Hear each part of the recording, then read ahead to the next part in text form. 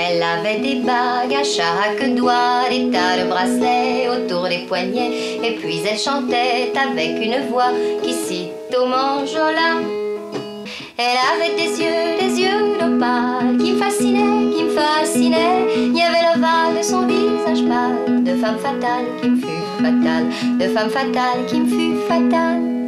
On s'est connus, on s'est reconnus, on s'est perdu de vue, on s'est perdu de vue, on s'est retrouvés, on s'est réchauffés, puis on s'est séparés.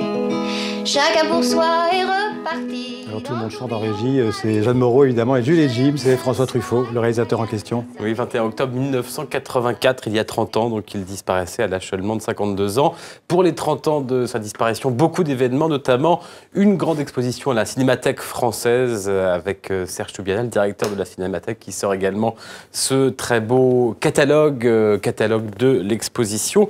Alors c'est pas une expo de fétichistes, vous savez, avec des décors reconstitués et une foule de costumes. Non, il y a juste un costume. Truffaut est quasiment abordé comme un écrivain. C'est un réalisateur qui aimait beaucoup les livres. Et on va voir beaucoup de scénarios à noter comme celui-ci. On va le voir, Jules et Jim, justement. Les premières pages de Jules et Jim. Également beaucoup de photos intimes. Truffaut collectionnait tout. C'était un archiviste fou. Alors il y a des photos comme ici, par exemple, avec Alfred Hitchcock. On connaît l'amitié entre les deux cinéastes. Il y a même des entretiens qui sont devenus mythiques. Et puis beaucoup de films et de femmes, évidemment. Alors, on va jouer, Xavier, et jouer avec nous.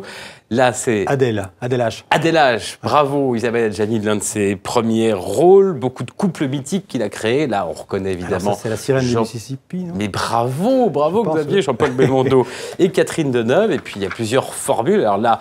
Le dernier métro? Non. Le ah non, la femme d'à côté. La femme d'à côté, bravo, Fanny Ardant et Gérard Depardieu tout jeune. Et puis, en effet, le dernier métro, l'un des plus grands succès, le deuxième plus grand succès après les 400 coups de François Truffaut, film de 1982. Tout ça ressort dans un coffret. Si vous cherchez dans quelques semaines des idées pour Noël, ce coffret, c'est la première fois qu'il sort 21 DVD. Voici un extrait justement du dernier métro avec l'une des plus belles gifles du cinéma français.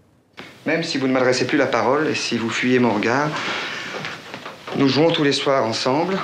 Et je peux vous dire que j'aime de plus en plus la pièce et mon rôle. Alors de ce côté-ci, tout va bien, croyez-moi. Vous n'avez pas à vous justifier. Vous êtes libre. Je ne sais même pas si nous vous chercherons un remplaçant. Parce que dans un mois, le théâtre sera peut-être fermé. De toute façon, je pense qu'on doit vous proposer un meilleur contrat ailleurs, chez Berthaud. Non, pas du tout. Pas du tout. Je ne vais pas chez Berthaud ni ailleurs. Non, il y a simplement que j'abandonne provisoirement le théâtre pour la résistance.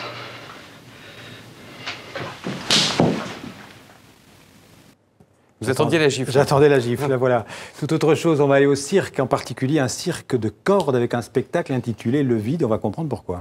Oui, c'est étonnant, saisissant, hypnotique, effrayant. C'est en ce moment à Paris au Théâtre Montfort, c'est passé au Brésil. Je propose d'abord de regarder, ça commence avec ce cordelier, c'est comme ça qu'on dit, qui monte à la corde et qui va descendre pendant tout le spectacle. Ça commence assez doucement.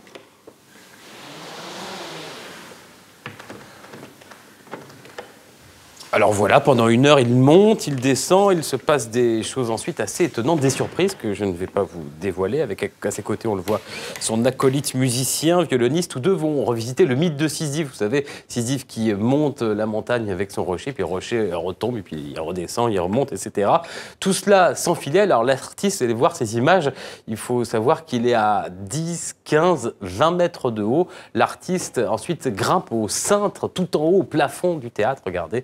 C'est assez impressionnant et ça peut même faire des frissons dans le dos quand on sait qu'il est sans sécurité. Je vous le disais, hypnotique et effrayant. On n'est pas loin du spectacle en fait de cirque philosophique ou de philosophie circassienne, comme vous voulez, une réflexion sur le vide, sur le but, sur l'objectif, avec un public bouche bée qui reste longtemps dans la salle. Le spectacle est assez court, même pas 1 heure, mais on ne sait pas vraiment quand ça finit, une sorte de spectacle sans fin. Xavier, de la philosophie, on vous dit.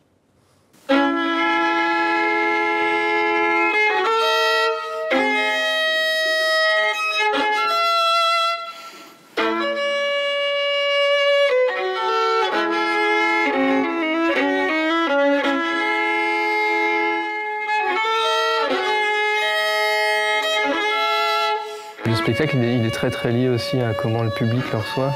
Il y a vraiment une espèce de réponse de la salle. Le public est éclairé, il est présent, il a un rôle en tant que... Le spectateur a un rôle en tant que ce qu'il est en train de regarder, quoi.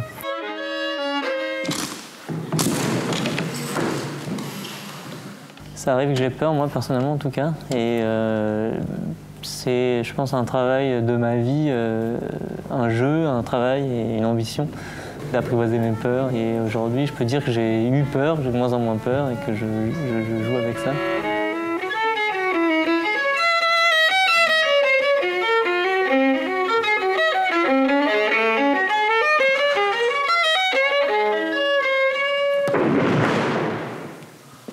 Voilà, âme sensible, s'abstenir. Au Théâtre Montfort à Paris.